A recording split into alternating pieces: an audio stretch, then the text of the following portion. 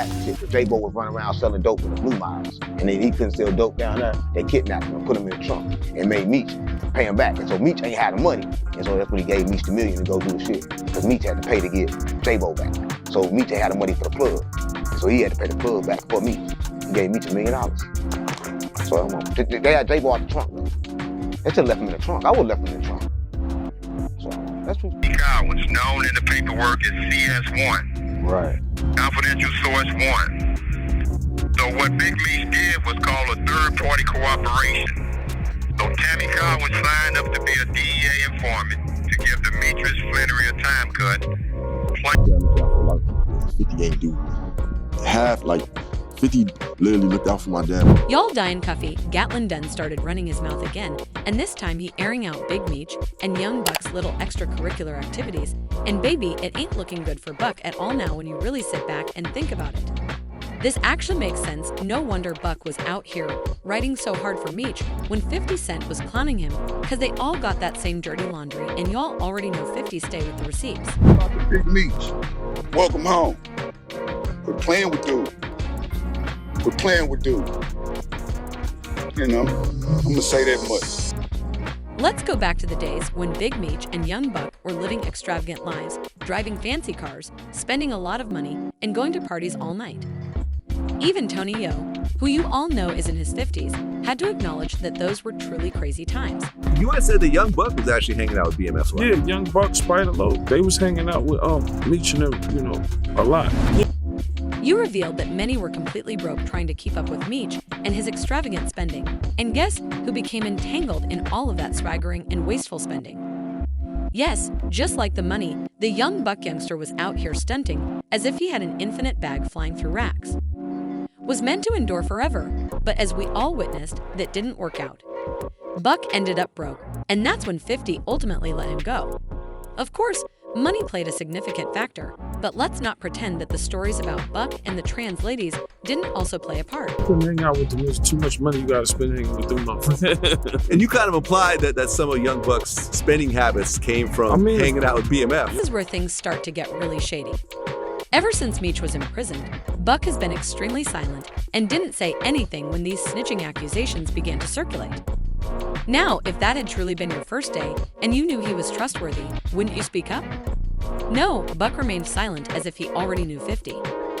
Had some dirt on him as well. And as we all know, 50 never fails to deliver when it comes to airing someone out. Now, when Big Meech got that early release, the whole conversation really got going.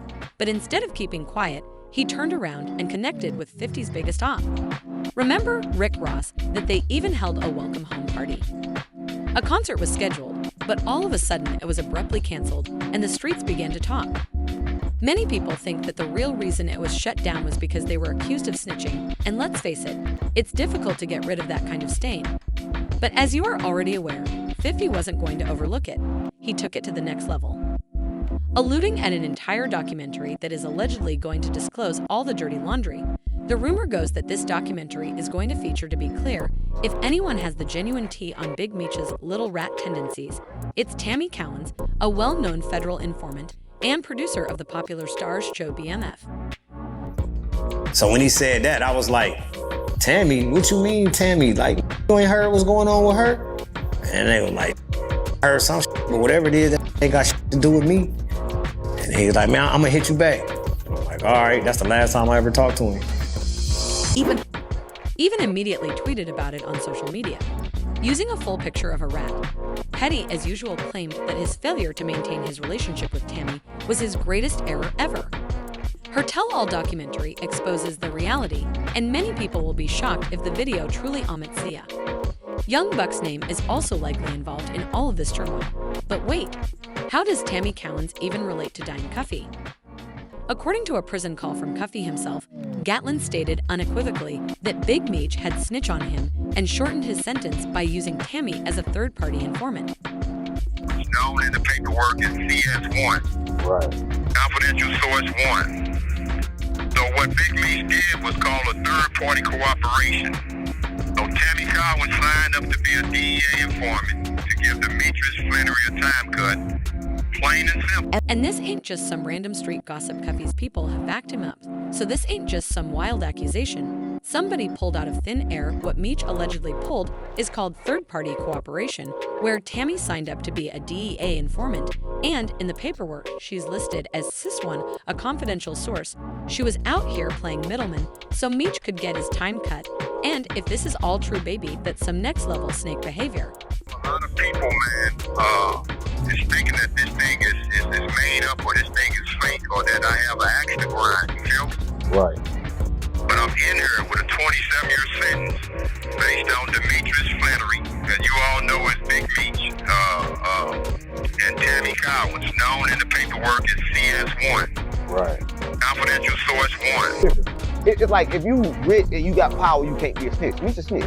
Everybody know Meech a snitch, right? Cuffy say Meech a snitch, he a snitch. I'm from St. Louis, gang. I ain't going against my own. What Cuffy got to lie for? What he got to lie for? Meech a snitch. But St. Louis know he a snitch, right? Y'all run around praising. We don't do that. Not in St. Louis, but we know he a snitch. We believe Cuffy. St. Louis believe Cuffy. We stand behind ours. However, it gets worse because, according to Cuffy, Big Meech set him up through Tammy and made a deal while he was in jail, calling shots outside as if he had never left. Here's how it happened. Meech put up a transaction ordering Cuffy to pick up $100,000 worth of snow from a plug he suggested, and as soon as the transaction was completed, the feds arrived as planned. Not to mention that this came after Cuffy had already given me $1 million to assist cover the ransom for Joe. J-Bo was running around selling dope in the Blue Miles, and then he couldn't sell dope down there. They kidnapped him and put him in the trunk and made Meech pay him back. And so Meech ain't had the money, and so that's when he gave Meech the $1 million to go do the shit, because Meech had to pay to get J-Bo back. So Meech ain't had the money for the plug, so he had to pay the plug back for Meech. He gave Meech $1 million. So they had J-Bo out the trunk. They still left him in the trunk. I would have left him in the trunk.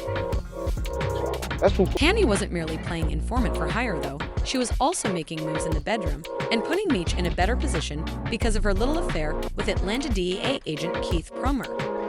By affair, I mean a whole affair, and Cromer wasn't just a sidekick. He was making sure Tammy ate off this too.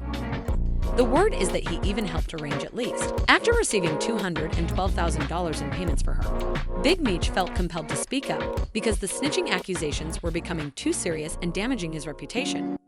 He eventually came out to try to clear his name by claiming that he had never snitched or worked with the feds and that the streets had misrepresented everything. But let's face it, by the time he said anything, the damage had already been done.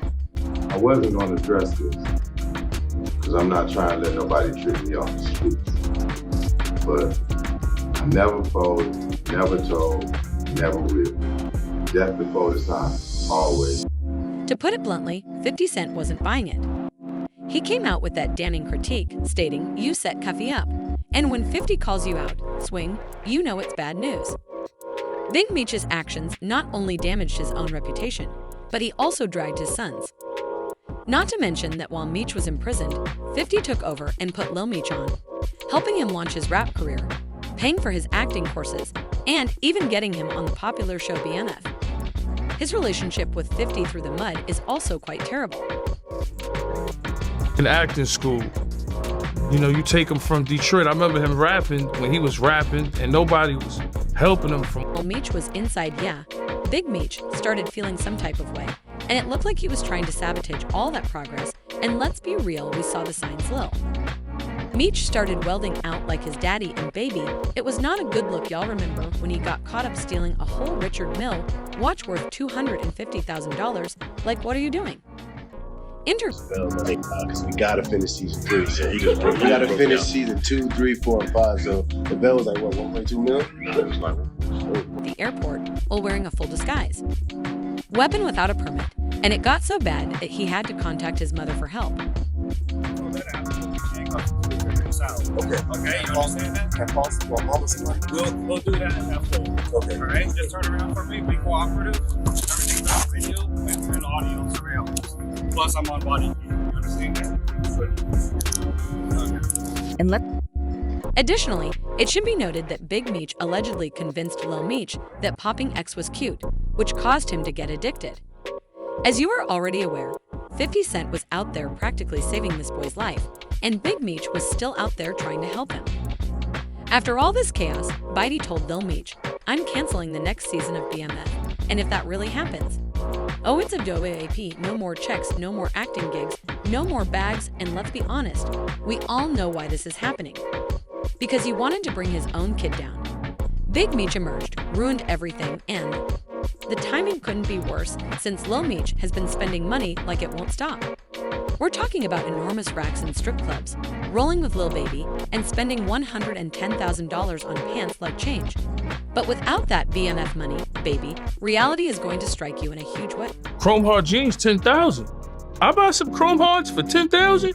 I might wear them shits for a month, bro. $10,000 jeans, you know, Lil Baby he's not obligated to give you nothing.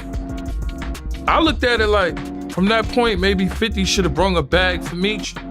And this is where young Buck enters the fray once more. You would think that after all the L's this man took, he would just sit this one out. But Buck had to step in and post a video online in which he expressed his love for Big Meech and made it obvious that someone needed to stop playing games. We all know who he was referring to, 50 Cent, and you already know this because of the way that FIF works. Was it going to end well? So 50-50, as usual, went right to the point. He posted on Instagram, saying, "This fool fell out with me because he liked boys, but baby, he wasn't done fifth." Bringing up old rumors about Buck allegedly having an affair with a trans woman. He couldn't resist, and he listened to Buck try to clap back at 50 all he did. Desires, but let's face it, he won't win this battle. 50 is an expert at this and has spent years destroying his adversaries. It's looking extremely terrible for Buck right now, and if 50 gets more receipts, which we know he does, it will only get worse from here. Buck has already been put in his place more times than we can count, and now Cuffy just thrown him under the bus too, exposing him for plotting with Big Meech Baby. I would have all these different deals come back to me at the time. All right, you had different deals, like we had the Reebok sneaker deal. He started to pull these deals from us, like, oh, y'all not wearing the shoes. With all of this chaos, it's easy to understand why Big Meech and Young Buck appear suspicious. They allegedly set up Cuffy, spent a lot of money together, and engaged in shady transactions. Buck capping for Meech is really difficult, but things are beginning to make sense. The scenario is becoming more complicated by the day, and with 50 people waiting on the receipts, you know that more information will soon be revealed.